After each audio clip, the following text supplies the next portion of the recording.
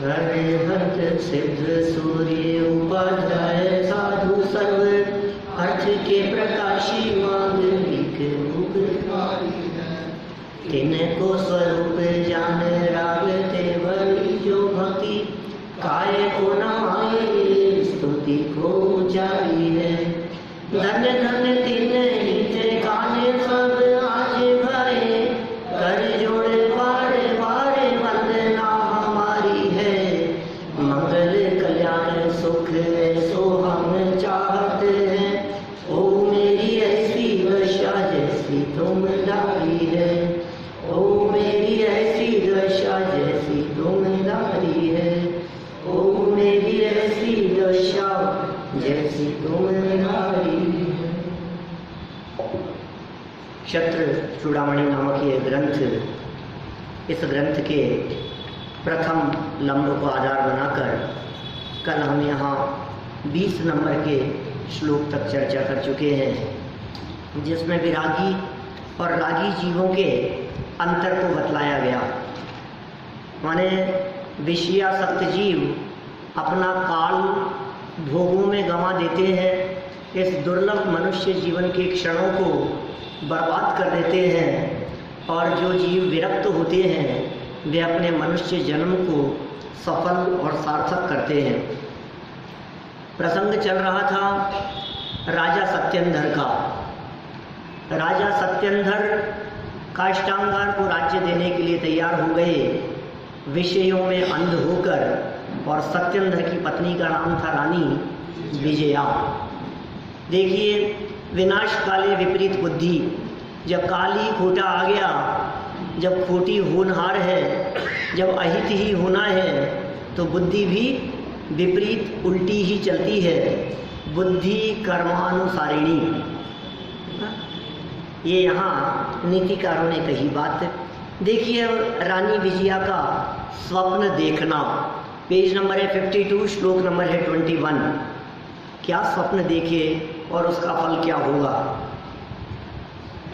सातु निद्रावती स्वप्न मद्राक्षीत क्षण दाक्षये अस्वप्न पूर्वं ही जीवानां नहीं जातु शुभाशुभम।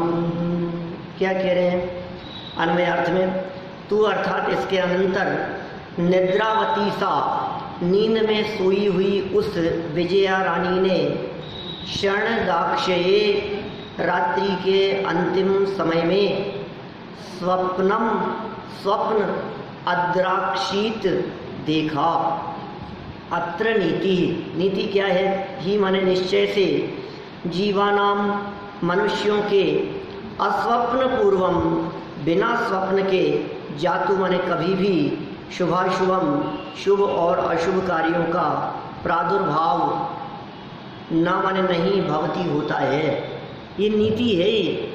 इस जगत में इन मनुष्यों के बिना स्वप्न के शुभ और अशुभ कुछ भी कार्यों का प्रादुर्भाव नहीं होता है। माने आपके रात्रि में आने वाले स्वप्न इस बात को अवश्य सूचित करते हैं कि आपके साथ में शुभ या अशुभ कैसा फल मिलने वाला है। बहुत लंबा चैप्टर है स्वप्न फल का, माने ये साधारण नहीं है ये बात। माता को आने वाले 16 स्वप्न, तीर्थंकर की माता को जो 16 स्वप्न आते हैं, वे तो इस बात को सिद्ध करते ही हैं कि भविष्य में कैसा पुत्र जन्म लेने वाला है, बाल तीर्थंकर के स्वरूप को बतलाते हैं। इसी तरह से सम्राट चंद्रगुप्त को भी 16 स्वप्न आए थे, और चंद्रगुप्त के 16 स्वप्न भी कई जगह पर तीर्थ क्षेत्रों में लगे हैं। आपके मथुरा में भी हैं क्या? बहुत जगह पर है। तो उन स्वप्नों के आधार पर भी, उन जब स्वप्नों का फल देखा गया, तो इस पंचम काल में होने वाली घटनाओं का उल्लेख, परिस्थितियों का उल्लेख, कैसी परिस्थितियां इस पंचम काल में बनने वाली है, ये काल किस प्रकार का आने वाला है, ये चर्चा हुई। न केवल महापुरुषों के स्वप्न, भरत जी को भी स्वप्न आए, बहुत स्वप्नों की चर्चाएं शास्त्रों में मिलती है। जन सामान्य को भी जो स्वप्न आते हैं वे स्वप्न निरर्थक नहीं होते हैं। आप उन स्वप्नों को न पहचान पाएँ, उनके फल को न पहचान पाएँ, ये अलग बात है, क्योंकि आप कितना पहचानेंगे। स्वप्न तो अनगिनती प्रकार के होते हैं, बदला भी नहीं जा सकता है उसे, आप बदल भी नहीं सकते हो, क्योंकि वो तो इंडिकेशन मात्र है ना कि ऐसा होने वाला है, ऐसा होगा। मान लीजिए सुबह सूर्योदय से पूर्व जब प्रकाश दिखने लगा तो वो इस बात का संकेत है कि अब सूर्योदय होने वाला है। आप उसे बदल थोड़ी ना सकते हो, उसको जान लिया हमने पहले से। ऐसे ही यहाँ कह रहे हैं स्वप्नों के माध्यम से भविष्य ख्याल में आ जाता है। जो विशेष महापुरुष होते हैं वे उन स्वप्नों के फल को भी भली प्रकार देख लेते हैं, जान लेते हैं, समझ लेते हैं। अब आप किसी पुस्तक के आधार पर स्वप्न फलों को देखने का प्रयास करो तो नहीं देख पाओगे। उसका कारण ये है कि स्वप्न में तो कुछ भी बात आ सकती है। कोई 100, 200, 500 स्वप्न हमने बता दिए और उनका फल बता दिया तो वही स्वप्न आएगा, ऐसा तो है नहीं।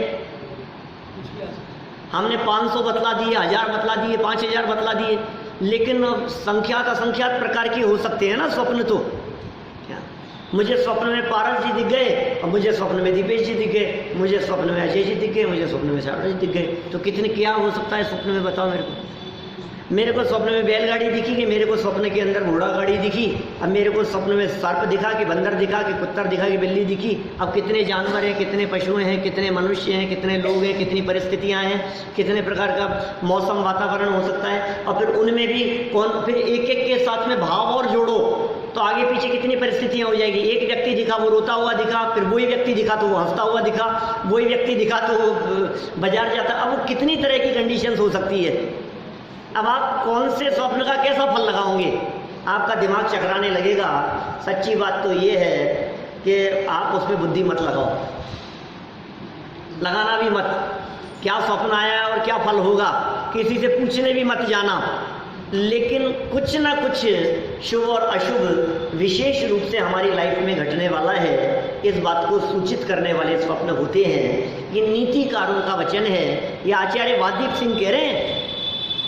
ये मैं अपने मन की बात नहीं कह रहा हूँ, अरे हाँ आप भी क्या ये बातें करने लग गए स्वप्न के फलों की। मैं नहीं कह रहा हूँ भाई, नीतिकार कह रहे हैं। स्वप्न के बिना, स्वप्न के बिना, स्वप्न के बिना शुभ और अशुभ कुछ भी नहीं होता। इसका मतलब कोई बहुत अच्छी घटना घटने वाली हो चाहे बहुत खराब घटना घटने वाली हो, आपको स्वप्न आते ही हैं, आएंगे ही। कुछ भी दिख जाएगा, भले सेकंडों के लिए दिखे। और इतना भी हो सकता है कि जागृत हो जाने के बाद आपको वो स्वप्न ख्याल में भी नहीं रहे कि मुझे कोई स्वप्न में कोई बात आई थी। देखिए जरा क्या कहते हैं, सरल अर्थ खत्म हो गया, 2 लाइन का था। कुछ समय पश्चात एक दिन रानी विजया ने सोते हुए रात्रि के अंतिम पहर में कुछ स्वप्न देखे। यह सामान्य धारणा है कि मनुष्यों के स्वप्न बिना कभी भी शुभ और अशुभ कार्यों का प्रादुर्भाव नहीं होता है। प्रादुर्भाव माने होता है उत्पन्न होना। प्रादुर्भाव शब्द पहले भी पढ़ा है आप लोगों ने कहीं, कहाँ पढ़ा है? अप्रादुर्भाव है खलु रागादिनाम भवत्य हिंसेति तेषामेव उत्पत्ति हिंसेति जिनागमस्य संक्षेप है। आप लोगों को तो याद भी कराया था, भूल गया क्या? अब बात साल भर पुरानी हो गई इसलिए ऐसा लगता है, लेकिन याद भी कराया था। हिंसा और अहिंसा की परिभाषा, आत्मा में रागादि का प्रादुर्भाव वो हिंसा है, और आत्मा में रागादि का प्रादुर्भाव नहीं होना माने उत्पन्न नहीं होना वो अहिंसा है। ये जिनागम की हिंसा अहिंसा की परिभाषा है अमृत चंद्राचार्य की पुरुषार्थ सिद्धि उपाय। हाँ अभी चलाया वो पुरुषार्थ सिद्धि उपाय भी मैं अनुपस्थित था, मतलब बाहर गया हुआ था, तब यहाँ पीछे से ये चलाया गया। चलिए, रानी विजया का स्वप्नों का फल पूछना। अब स्वप्न आए, कोई विशिष्ट प्रकार के स्वप्न आते हैं तो उनके फल पूछ भी लेते हैं, और विशेषकर महारानियाँ अपने राजाओं से, अपने पतियों से उनके स्वप्न के बारे में पूछती है। देखिए, वैभातिक विधेरन्ते विभोरन्ति निभिष्टेयमभाशिष्ट च भूभुज। वैभातिक विधेय प्रातः काल संबंधी शौच आदि कार्यों के अंते अनंतर इयम यह रानी विभव अपने पति के अंतिकम समीप ईयुषी आकर अर्धासन विनिष्ठा आधे आसन पर बैठकर भूभुज राजा से अपने देखे हुए स्वप्नों के बारे में अभाशिष्ट बोली। ये भी कोई विशेष चर्चा नहीं है, यहाँ बस कहानी आगे बढ़ रही है, सरल बातें। रानी प्रातः काल संबंधी शौच आदि नित्य कर्मों से निवृत्त होकर राज दरबार में अपने पति के पास गई तथा सिंहासन के अर्ध भाग पर बैठकर राजा से स्वप्नों का फल पूछने लगी। स्वप्नों का फल आगे। श्रुत्वा स्वप्नत्रयं राजा ज्ञात्वा च फलमब्रमात् प्रतिवक्तुमुपादत्त किंचिन्यञ्जन्मना भवन्। राजा सत्येंद्र स्वप्नत्रयम् तीनों स्वप्नों को श्रुत्वा सुनकर, माने 3 स्वप्न आए थे उसे, ये भी सिद्ध हो गई बात। च माने और, फलम फल को, ज्ञात्वा जानकर, अक्रमात् क्रम भंग करके, किंचिन्नञ्जन्मना भवन दुखित मन से, प्रतिवक्तुम उत्तर उपादत्त देते हैं। बोलो क्या 3 स्वप्न आए थे, 3 में से एक स्वप्न को छोड़ दिया और क्रम का उल्लंघन करके बाकी 2 स्वप्नों के फल को वे बताते हैं। और कैसे? उदास मन से। इसका मतलब कोई ना कोई ऐसी बात रानी के स्वप्न में जरूर आई कि जिस स्वप्न से राजा को अहित की आशंका दिखाई देने लगी। राजा रानी के 3 स्वप्नों को सुनकर और उनके फलों को जानकर दुखित मन से स्वप्नों का क्रम भंग करके कहने लगे। अज्ञानी को अनिष्ट की आकुलता निरंतर। क्या कहने लगे? पुत्र मित्र कलत्रादौ सत्यामपि च संपदि आत्मीयापाय शंका ही शंकु प्राणभृतां।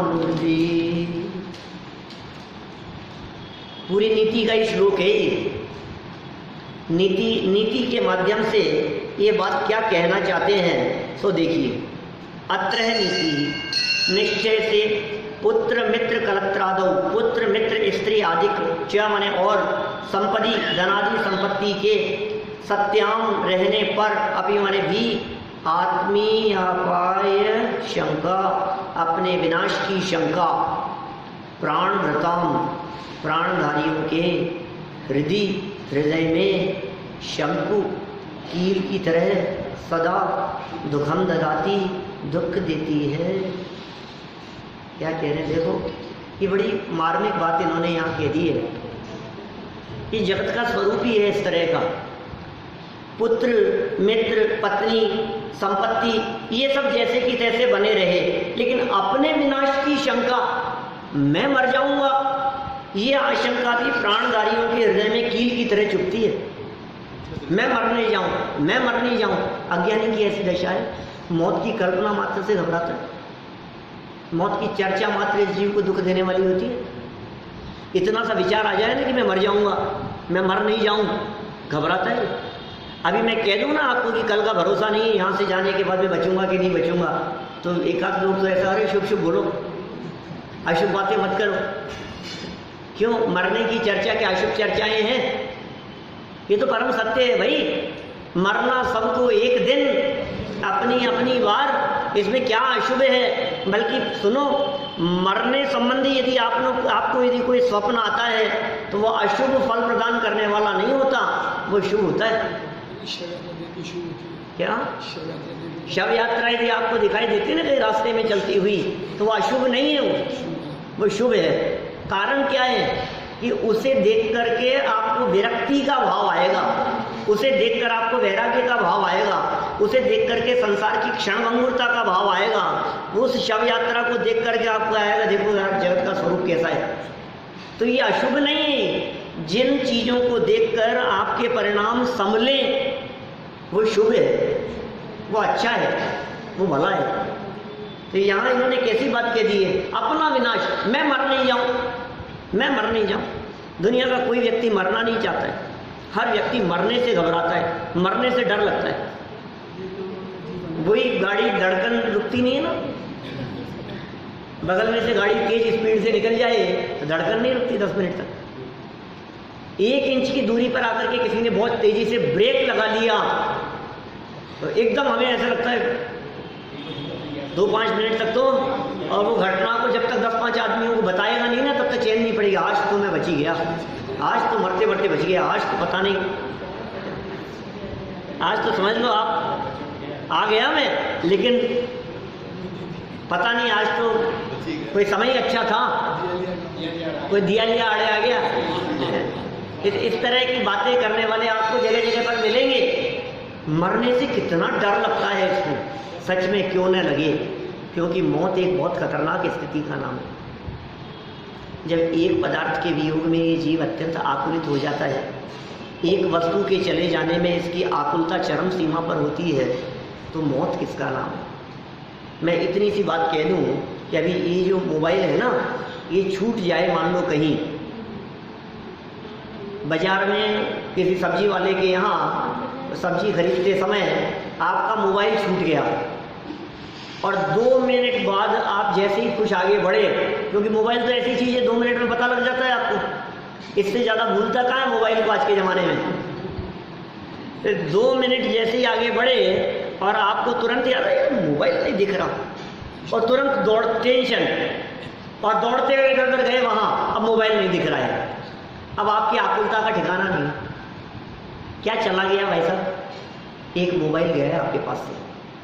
क्यों सर, सिर्फ एक मोबाइल गया है, मोबाइल तो छोड़ो, रुमाल आपका छूट जाए ना, क्या लगता है कि चला गया। आपकी चप्पल चली जाए, आपकी घड़ी चली जाए, किसी भी चीज़ के बारे में, यहाँ से नीचे उतरे और आपको दिखे कि यार बाइक गायब हो गई, ये क्या हुआ, यही तो खड़ी करके गया था मैं, रोज यही खड़ी करता हूँ, और एकदम तो धड़कन ऐसी हो गई, फिर मालूम चला यार आज इधर जगह नहीं थी तो मैंने उधर खड़ी की थी। क्या हुआ, ये जो तकलीफ है आपकी, एक बच्चा मर जाए मान लो, 10 साल का बच्चा, 15 साल का बच्चा है आपका, वो 15 साल का बच्चा यदि आपका वियोग हो गया, मर गया, आपकी हालत क्या होती है। एक गया है ना, बाकी पूरा परिवार तो है, पत्नी है और बच्चे हैं, माता पिता है, भाई बहन है, सारा परिवार है, यार दोस्त है, रिश्तेदार हैं, सब कुछ है। एक ही गया है ना आपके बीच में से, जिसमें आपकी हालत क्या होती है। एक नहीं कह रहा मैं, एक के चले जाने में इतनी तकलीफ होती है, तो मरण उस स्थिति का नाम है जहाँ एक चीज़ नहीं छीनी जाती, जहाँ सारे संयोग एक साथ छीन लिए जाते हैं। सिर्फ अकेला एक ही नहीं जाएगा, सभी छीन लिए जाएंगे।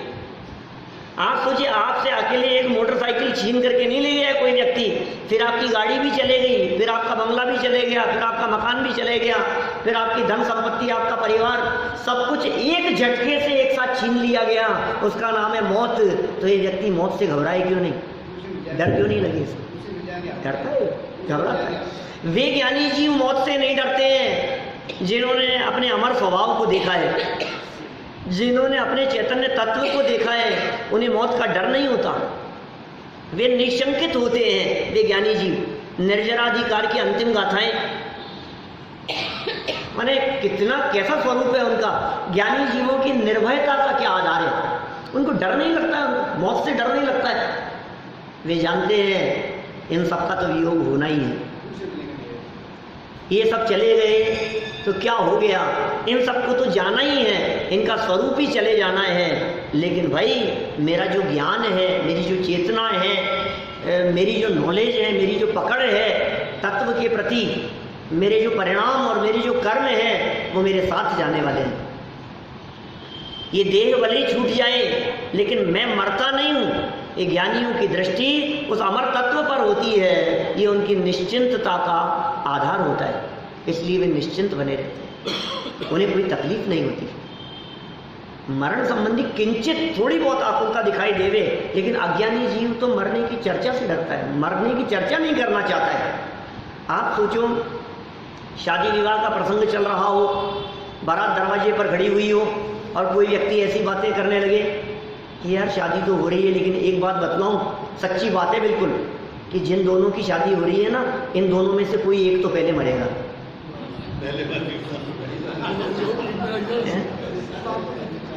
क्या कह रहे हो यार, तुम चुप रहो ना। कि नहीं, बिल्कुल सच्ची बात है, आज लिख करके दे सकता हूं मैं आपको। दो में से कोई एक पहले जाएगा क्या? बोलो ये सच्चाई है या नहीं है?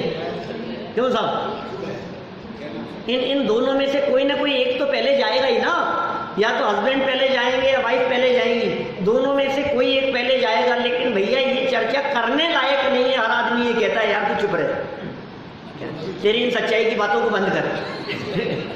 ये बातें अभी यहाँ करने लायक नहीं है। कैसा लगता है?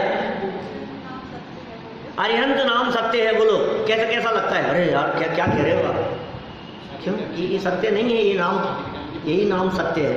सिद्ध नाम, पंच परमेष्ठियों का नाम, पंच परमेष्ठियों का स्मरण, लेकिन कह करके देखो किसी के साथ क्या कितना सुंदर कहा है इन्होंने यहाँ, कील की तरह चुभती है। फिर खुद के मरण की बात, अभी सबके चेहरों पर मुस्कुराहट इसलिए दिख रही है भैया क्योंकि ये पता नहीं किसके मरने की बात कर रहे हैं। क्या हमें ऐसा लग रहा है जाने, अरे हाँ सब मरते हैं, तो पता है वो मर गए ठीक है, मरेंगे, मैं थोड़ी ना मरने वाला हूँ। लेकिन जिस क्षण आपको कोई ऐसा बुरा स्वप्न आ जाए क्या, जिसमें आपको ही अपनी मौत दिख रही हो, अब बतलाओ क्या कहना है? अब भोजन नहीं चल रहा है, अब क्या हुआ? जब आपको कोई व्यक्ति मारने की धमकी दे करके चला जाए, अब बताओ रोटी क्यों नहीं चल रही है? क्या मैं मर नहीं जाऊं, बच्चे मर नहीं जाए, इनको मार नहीं देवे, ये क्या हुआ? ये क्या हुआ? कील की तरह चुभती है, दुख देती है, अत्यंत पीड़ित तो होता है ये व्यक्ति। देखिए सरल अर्थ में क्या बात कहते हैं, मनुष्य को पुत्र मर जाए बहुत तकलीफ होती है, लेकिन फिर भी क्या कह रहे हैं, पुत्र की तुलना में, मित्र की तुलना में, स्त्री माने पत्नी की तुलना में, आदि सचेतन इष्ट जनों का संयोग और इनका तो संयोग, और धन संपत्ति, हवा पानी, आरोग्य इत्यादि बाह्य अचेतन सुख निमित्तक पदार्थों का संयोग उपलब्ध होने पर भी ये सब बना हुआ है। अच्छी हवा पानी मिल रही है, सब कुछ मिल रहा है, खाने पीने भोजन आदि की सारी व्यवस्थाएं। बोलो आपसे ये कहा जाए कि 2 मिनट बाद में तुम्हारी बलि चढ़ाने वाली है, बोलो खाने में क्या खाओगे? खाने में क्या खाओगे? 2 व्यक्ति तलवार लेकर के तुम्हारे बगल में खड़े हुए हो, क्या बोले तेरी गर्दन काटनी है, जल्दी से खा। क्या खाऊं मैं? तुम मेरे को मारने के लिए खड़े हो और कह रहे हो भोजन कर, मैं क्या भोजन करूंगा? माने मौत के सामने उसको सारी अनुकूल परिस्थितियां भी अनुकूल नहीं दिखती हैं, उसको कुछ नहीं दिखता है। भरत जी घर में ही बैरागी, जब ये चर्चा चला करती थी भरत चक्रवर्ती के संदर्भ में, ऋषभ देव के ज्येष्ठ पुत्र थे, बड़े बेटे थे भरत जी, जब घर में ऐसी चर्चाएं चलती थी, ये वही भरत चक्रवर्ती हैं जिनके नाम से हमारे देश का नाम भारत पड़ा है। वे भरत चक्रवर्ती, आज इस हिंदुस्तान का नाम यदि भारत है तो वो भरत चक्रवर्ती के नाम पर इसका नाम भारत पड़ा है। वे भरत जी 6 खंड की विभूति के स्वामी, इतने बड़े सम्राट, कोई भी व्यक्ति चर्चाएं करते रहते थे उनके बारे में, नगर में समाज में लोग इस तरह की बातें करते थे। भरत जी घर में ही वैरागी, भरत जी घर गृहस्थी में रहते हुए भी वैरागी हैं। वैरागी हैं, ये कैसे हो सकता है? 6 खंड की विभूति का स्वामी, इतना बड़ा सम्राट, इतने हजारों इसके पास में राजमहल हैं, इतनी लंबी चौड़ी संपत्ति है, धन वैभव कोई कमी नहीं है, और आप कह रहे हो वैरागी हैं? लोग चर्चाएं करते थे इस तरह की, बहुत से लोग प्रशंसा भी करते थे, लेकिन एकाध व्यक्ति कभी कोई ऐसा भी सिर फिरा था जिसने कहा कि यार ये बातें कुछ कहने की बातें अलग है, ऐसे कोई वैरागी होते हैं क्या, ये बात जचती नहीं, समझ में नहीं आ रही है ये बात। लेकिन आपको पता होना चाहिए चक्रवर्तियों की पांचों इंद्रियों की सामर्थ्य भी बहुत होती है। चक्रवर्ती की चक्षु इंद्रिय की सामर्थ्य ऐसी होती है, भरत जी चक्रवर्ती की, 12 चक्रवर्ती सभी की अपने घर की छत पर खड़े होकर 47,263 योजन की दूरी पर उदित होते हुए सूर्य विमान में स्थित अकृत्रिम चैत्यालय के दर्शन कर लेते हैं। माने सूर्य बिंब में मौजूद जैन मंदिर, वहां विराजमान प्रतिमाओं के दर्शन ये कहां से कर लेता है, ये अपने घर की छत पर से। इतनी चक्षु इंद्रिय की सामर्थ्य होती है, स्पर्शन इंद्रिय की अद्भुत सामर्थ्य होती है, कर्णेंद्रिय की सामर्थ्य इतनी होती है कि 12 योजन तक के शब्द स्पष्ट जान ले रहे। हमारे कानों की तो हालत ऐसी है कि यदि इधर देख करके मास्टर जी पढ़ा रहे हों और पीछे कोई बच्चा बोले कौन बोल रहा है, इसकी आवाज़ आ रही है, इतना भी नहीं पता लगता है 50 बच्चों में। 18 करोड़ घोड़ों में से रात को कौन सा घोड़ा रोता रहा दर्द की वजह से, ये राजमहल में बैठे हुए महाराजा बता सकते हैं क्या? 7,95,25,529 नंबर का घोड़ा रात को रो रहा था।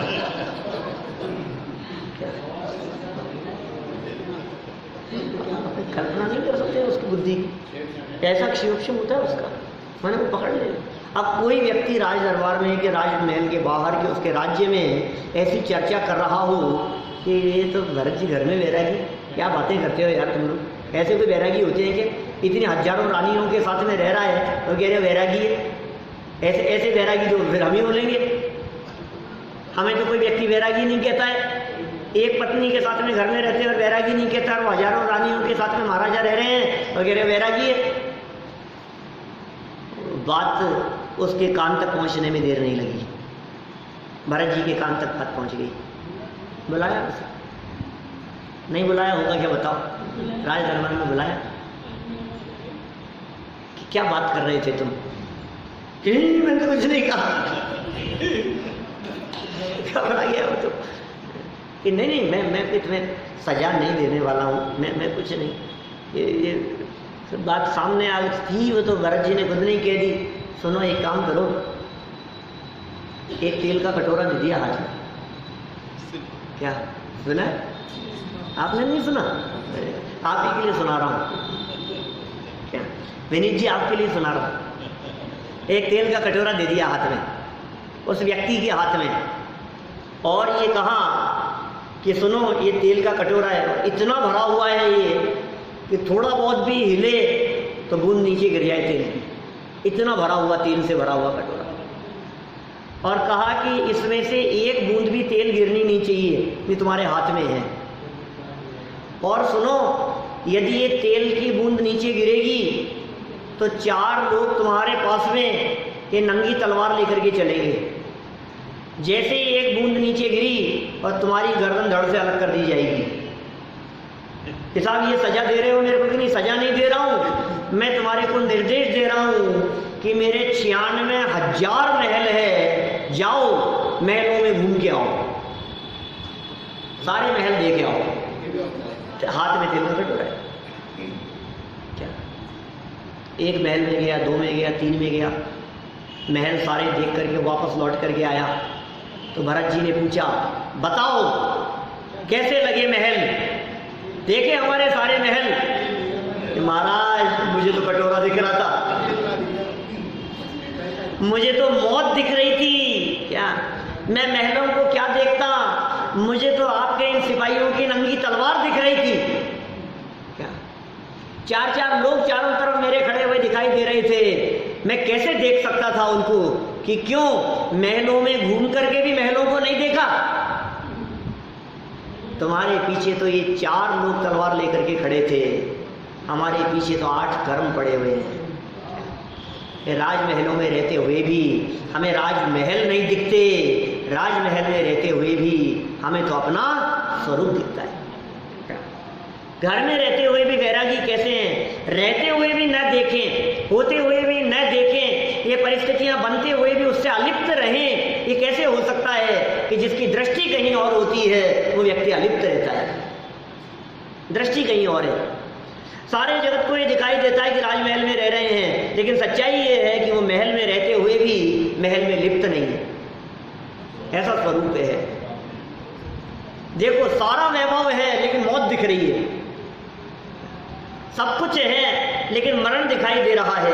ये कह रहे हैं यहाँ ऐसे निमित्त मिलने पर भी, सारे संयोग उपलब्ध होने पर भी अपने अनिष्ट का भय सदा लगा ही रहता है, जो मनुष्य के हृदय में नुकीले कांटे के सदृश निरंतर सालता रहता है, चुभता ही रहता है, चुभता रहेगा, वो पीड़ित होता रहेगा। ये बहुत खतरनाक है ये चीज। कई लोग तो ऐसे भी मिलते हैं जो मरण से ज्यादा बिस्तर पकड़ लेने से घबराते हैं।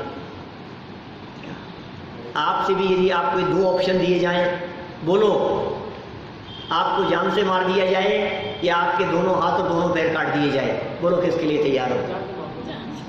अरे यार मार ही दो मेरे को तो दो में से एक चीज का चुनाव करना है, बोलो क्या करना है? मार दिया जाए कि हाथ पांव तोड़ करके छोड़ दिया जाए? क्या करेंगे? मार दिया जाए, ये कहेंगे ना। लेकिन ज्ञानी जी वैसा नहीं कहता है। ज्ञानी ये कहता है आपको जो उचित लगे सो करो, कि नहीं फिर भी दोनों में से एक ऑप्शन बतलाओ, तो वो यही कहेगा हाथ पांव भले ही टूट जाए लेकिन मनुष्य जीवन है तो संयम है। मनुष्य जी, क्योंकि मरने के बाद तो नियम से असंयम है पारस जी साहब। यदि यहाँ आपने मार दिया ना तो मर करके कहाँ जाएगा? त्रियंच में, नरक में या देवगति में? तीन ही ऑप्शन है ना, नरक, त्रियंच या देव, तीन ही तो ऑप्शन है। नरक में संयम नहीं होता, त्रियंचों में संयम नहीं है, देवों में संयम नहीं है। सुरग नरक पशु गति में नाही, आलस हरण करन सुख ठाही। उत्तम संयम धर्म का अर्घ है। 10 लक्षण धर्म में अभी करोगे महीने बर्बाद में। 10 लक्षण धर्म की पूजन जो है उसमें उत्तम संयम धर्म का अर्घ है। सुरग नरक पशु गति में नाही, स्वर्ग में नहीं है, नरक में नहीं है, पशु गति में नहीं है। ये मनुष्य जीवन भले हाथ पांव टूट गए हो, आप संयमी हो सकते हो, आपका गुणस्थान 5वां हो सकता है, आप व्रती हो सकते हो, आप त्यागी हो सकते हो, वहां तो नियम से असंयम मिलेगा, उससे अच्छी दशा है। ये मनुष्य जीवन को छोड़ने की भावना नहीं, दुर्लभता से मिला है। जितने क्षण मनुष्य जीवन के बने उतना अच्छा है। देखिए अज्ञानी जीव भी मरना नहीं चाहता, ज्ञानी भी मरना नहीं चाहता। अब सुनो दोनों में फर्क क्या है। अज्ञानी इसलिए नहीं मरना चाहता है, अज्ञानी ये कहता है अरे यार मर जाऊंगा तो ये सब छूट जाएगा। और ज्ञानी इसलिए नहीं मरने की भावना भाता है क्योंकि वो जानता है कि यदि मैं मर जाऊंगा तो असंयम की अवस्था होगी, यहाँ संयम तो अंगीकार कर लूंगा। और सुनो, ज्ञानी भी ये कहता है मेरे पास में टाइम नहीं है, और अज्ञानी भी कहता है मेरे पास में फुर्सत नहीं है, टाइम नहीं है। फर्क क्या है? वाक्य दोनों का एक जैसा है। ज्ञानी और अज्ञानी दोनों का एक जैसा वाक्य है। दोनों कह रहे हैं हमारे पास में टाइम नहीं है, लेकिन अज्ञानी ये कह रहा है मेरे पास में टाइम नहीं है। अरे भाई साहब बहुत कम टाइम है, खाओ पियो मौज कर लो, फिर क्या है? क्या मौज करो, टाइम नहीं मिलेगा फिर आगे, फिर बुढ़ापे में भोगने का चांस नहीं मिलेगा। जितना भोग सको भोग लो, जितना खा सको खा लो, जितना लूट सको लूट लो, जितना मजे कर सको कर लो। टाइम चला जाएगा फिर नहीं मिलेगा। सैर कर दुनिया की गाफिल, जिंदगानी फिर कहाँ? क्या नौजवानी फिर कहाँ? और नौजवानी गर रही या जिंदगानी फिर रही तो नौजवानी फिर कहाँ? बोलो। ऐसी है हालत कि तो घूम फिर मौज मस्ती कर। क्या ये जिंदगी दोबारा नहीं मिलेगी तेरे को? और जिंदगी मिल भी रही, बची भी रही तो जवानी नहीं रहेगी, इसलिए तू तो मजे कर। ये अज्ञानी की सोच है। और ज्ञानी कहता है नहीं भाई समय नहीं है, क्या पता कब जीवन की शाम आ जाए, कब ये जीवन ढल जाए, ये मनुष्य जीवन कब पूरा हो जाए। दोनों के विचारों में, माने दोनों के चिंतन में कितना फर्क है। ढलता सूरज संध्या समय का मानव से कह गया, ढलता सूरज संध्या समय का मानव से कह गया। क्या कह गया?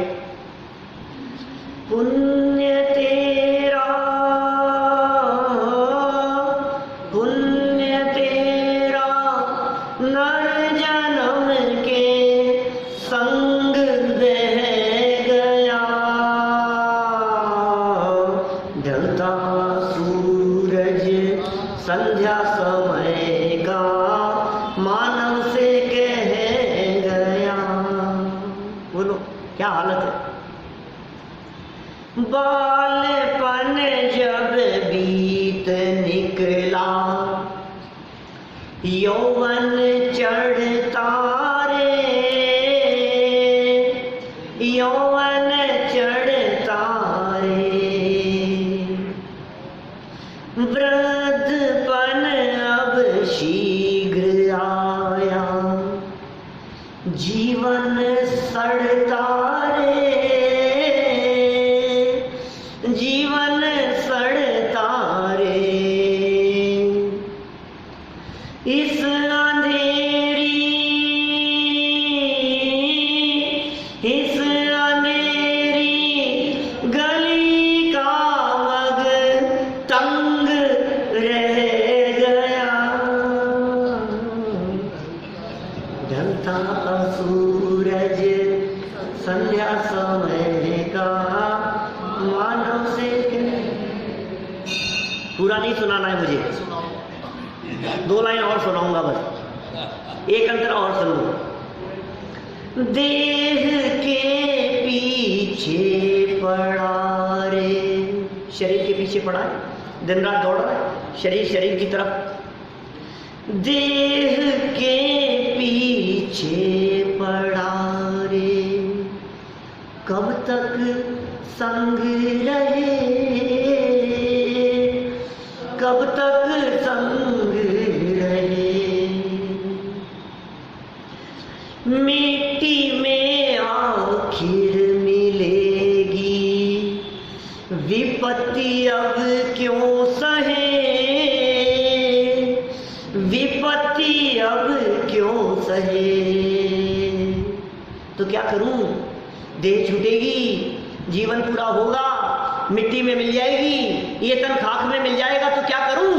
कि सुनिए चर्चा जो यहां सुनाई जाती है प्रतिदिन। आत्मा की, आत्मा की महिमा सुनकर दंग रह गया। ढलता सूरज संध्या समय का मानव से कह गया। जब सुनता है आत्मा की महिमा, तो ये देह मिट्टी में मिल जाएगी, ये देह खाक हो जाएगी, ये जीवन पूरा हो जाएगा, ये जीवन क्षणभंगुर है, ये जीवन नाशवान है। ये विचार इसको तकलीफ देने वाले नहीं होते, क्योंकि आत्मा की महिमा सुनकर महिमा आती है, इसको दंग रह गया। ओहो, मैं शरीर नहीं हूं, मैं तो शरीर से भिन्न एक तत्व, इस देह में विराजमान एक तत्व, चैतन्य तत्व हूं मैं। वो महिमा आती है इसको। आत्मा की जब महिमा आती है, अपने स्वरूप को जब पहचानता है, तो ये मौत की चर्चाएं तुम्हें तकलीफ देने वाली नहीं होती। क्या कह गया ये? ढलता सूरज, ये संध्या समय का। पुण्य तेरा, पुण्य तेरा नर जन्म के संग बह गया। ये सारा का सारा पुण्य बह गया इस मनुष्य जन्म के साथ में। ये जीवन जा रहा है, प्रति क्षण मृत्यु नजदीक आती जा रही है। इसका इस जीव को रंज मात्र भी विचार नहीं है। ये मौत की चर्चा मात्र भी चुभती रहती है। देखो क्या कहते हैं विशेषार्थ में, पूरा करें इसे। मैं अनादि अनंत शुद्ध बुद्ध अतीन्द्रिय आनंदमय हूं। ओहो, ज्ञानी जीवों का विचार है ऐसा। मैं अनादि अनंत हूं, मौत मुझे छू नहीं सकती, मौत मुझे आ नहीं सकती, दुनिया की कोई ताकत मुझे मार नहीं सकती, क्योंकि मैं अनादि जिसकी शुरुआत नहीं है, अनंत जिसका अंत नहीं है, जो शुद्ध है, बुद्ध है, अतीन्द्रिय आनंदमय हूँ। ऐसे निज आत्मा का श्रद्धान न होने से ऐसा श्रद्धान हो तो भय नहीं होता, और ऐसा श्रद्धान न होने से उसका स्व संवेदन रूप ज्ञान एवं अनुभव न करने से अज्ञानी प्राणी अपनी अज्ञानता के कारण निरंतर भयाक्रांत रहता है। मर नहीं रहा है, मरेगा नहीं, लेकिन मर नहीं जाऊं इससे डर रहा है, इससे रो रहा है। ये भय है इसको मरने का। तेरे को कुछ होने वाला नहीं है, तेरा कुछ बिगड़ने वाला भी नहीं है, लेकिन कुछ हो न जाए इस चिंता से परेशान है, भयाक्रांत रहता है, निरंतर भयाक्रांत रहता है। भय तो अनेक प्रकार के हैं, पर उन्हें आचार्यों ने स्थूल रूप से सप्त भयों के नाम से अभिहित किया है। उनके नाम हैं निर्जराधिकार के अंतिम गाथाओं में जब निशंकित अंग संबंधी गाथा उन्होंने प्रस्तुत की तो अमृतचंद्राचार्य देव ने कलश दिए। 6 कलशों में 7 भयों की चर्चा की। 7 प्रकार के डर होते हैं। सब डर 7 प्रकार के हैं। दुनिया के जितने भी प्रकार के डर हैं उन डरों को 7 भागों में बांटा है आचार्यों ने। 7 प्रकार की बातों से ये जीव डरता है। पहला भय इस लोक संबंधी, ये लोक, इस लोक में क्या होगा, अपना क्या होगा इस लोक में, आगे भविष्य के बारे में विचार करके, बुढ़ापे के बारे में विचार करके और बातों के बारे में, इस लोक संबंधी भय। दूसरा भय होता है परलोक संबंधी। कई लोग परलोक के बारे में डरते हैं, ये सोच करके यार क्या होगा, नरक में जाऊंगा कि त्रियंच में जाऊंगा, पता नहीं क्या होगा, पता नहीं कहाँ जाना पड़ेगा, पता नहीं क्या होगा, परलोक से डरते हैं। फिर मरण भय, मरने से डरता है। वेदना भय, हाथ पांव टूटने से डरता है। ऑपरेशन के नाम से डरता है। डॉक्टर ऑपरेशन लिख देवे तो कहते हैं डॉक्टर साहब बिना ऑपरेशन के काम नहीं चल सकता क्या? बिना ऑपरेशन के काम चल जाए तो बताओ ना, जरूरी है क्या ऑपरेशन कराना? माने चीर फाड़ से, वेदना से, तकलीफ से डरता है। और आरक्षा, आरक्षा से डरता है। अकेले हैं, कोई नहीं है, पूरे मकान में अकेले रात को सोना हो तो उसको लगता है कि क्यों कोई शेर आ रहा है क्या? फिर किस बात का डर लग रहा है तुझे? लेकिन आरक्षा, अकेलेपन का भय, आरक्षा, कोई रक्षा करने वाला नहीं है। कहीं जाना हो, रात को 2 बजे आपको शमशान के बाहर से निकलना हो तो डरता है। कैसे डरता है भाई? आपको आधी रात को डेड बॉडी लेकर के आनी हो कहीं से, किसी की, साथ में बैठ करके आना है डेड बॉडी के साथ में, आपको डर लगता है कि नहीं? यार मुर्दे के साथ में आ रहा हूँ। मुर्द जिंदा से डर लगता, मुर्दे से डर रहा है। जिंदा तो कुछ बिगाड़ भी सकता है, ये मुर्दा क्या बिगाड़ेगा तेरा? ये जिंदा हो सामने वाला तो कुछ बिगाड़ भी सकता है, मार पीट सकता है, तेरे को लूट सकता है, कुछ भी कर सकता है। तो मुर्दे से डर रहा है जो अचेतन है, जो कुछ नहीं कर सकता है, लेकिन ये डरता है। अरक्षा, अगुप्ती, अगुप्ती नाम का भय, माने अपनी कोई गोपनीय बात प्रकट ना हो जाए, सीक्रेट प्रकट ना हो जाए, कोई बात निकल करके सामने नहीं आ जाए, बता मत देना, बता मत देना, उनको मत कहना। ये क्या है? अगुप्ती। गुप्ती माने गुप्त रहना, छिपाना, और अगुप्ती का डर है प्रकट न हो जाए ये बात। अकस्मात, अचानक कुछ नहीं हो जाए, इस बात से डरता है। ये 7 भय हैं। वर्तमान में राजा सत्येंद्र यद्यपि सभी भयों से ग्रसित हैं, फिर भी उन्हें अपने मरण का भय सबसे अधिक है। तो सारे भय हैं, डर तो सब बातों का लग रहा है, लेकिन मौत से सबसे ज्यादा डर लग रहा है। इस मनुष्य भाव में मनुष्य का मरण तो एक बार ही होता है, परंतु मनुष्य अपने मरण के भय से निरंतर दुखी बना रहता है। मौत तो एक ही बार आएगी, लेकिन मौत का भय ये निरंतर तकलीफ देता है। मर नहीं जाऊं, मर नहीं जाऊं, ये तकलीफ ये निरंतर इस जीव को पीड़ा देती है। राजा सत्येंद्र भी प्रथम स्वप्न के निमित्त से अपना मरण जानकर, पहला स्वप्न उसका फल क्या था? मेरी मौत होने वाली है, ये जानकर बाह्य सुख सामग्री की प्रचुरता के मध्य में भी अत्यंत भयभीत हुए। डर लगने लगा अंदर से। संयोग का स्वभाव ही वियोग में परिवर्तित होना है। संयोग कभी भी शाश्वत नहीं रहते, वे अपने पुण्य की मर्यादा पूर्ण होते ही वियोग को प्राप्त हो जाते हैं, वियोग को प्राप्त हो जाते हैं। जैसे ही संयोग काल पूरा हो गया, पुण्य का काल पूरा हो गया, मर्यादा पूरी हो गई, वे संयोग चले जाएंगे, वे संयोग छीन लिए जाएंगे। आपके हाथ में ये मोबाइल कब तक रहेगा? जब तक इस संबंधी पुण्य का उदय है, जब तक इस संबंधी कर्म का उदय तब तक ये रहेगा। और जैसे ही वो कर्म का उदय गया, ये मोबाइल भी चला गया हाथ से। गाड़ी कब तक रहेगी? जब तक उस संबंधी कर्म का उदय है। कोई भी संयोग कब तक रहता है? जब तक उस संबंधी कर्म का उदय होता है तब तक वो संयोग रहता है, और कर्म का उदय गया और संयोग चला गया, ऐसा ही स्वरूप है। वे अपने पुण्य की मर्यादा पूर्ण होते ही वियोग को प्राप्त हो जाते हैं। देखिए अंतिम, ज्ञानी तो संयोग वियोग रूप नाटक के ज्ञाता ही रहते हैं। संयोग हुआ चाहे वियोग हुआ, ज्ञानी तो सदा काल ज्ञाता ही रहते हैं, इसलिए सदा सुखी रहते हैं। अज्ञानी संयोग रूप पदार्थों को अपना मानते हैं, अज्ञानी, और उन्हें सदैव अपने पास रखना चाहते हैं। अतः उनके वियोग में और वियोग की शंका में सदैव दुखी ही रहते हैं। अज्ञानी जोड़ना चाहता है, इकट्ठा करना चाहता है, और ज्ञानी हर परिस्थिति में सहज रहता है। आवे तो मेरा नहीं और जावे तो मुझे कोई तकलीफ नहीं, इस प्रकार के विचार ज्ञानी और अज्ञानी के होते हैं। राजा सत्येंद्र पहले स्वप्न की बात कही, अत्यंत तकलीफ उसे हुई और उसने उस स्वप्न का फल नहीं बतलाया, और क्रम उल्लंघन करके आगे क्या स्वप्न का फल बतलाता है उसकी चर्चा कल करेंगे। अभी की बात को यहीं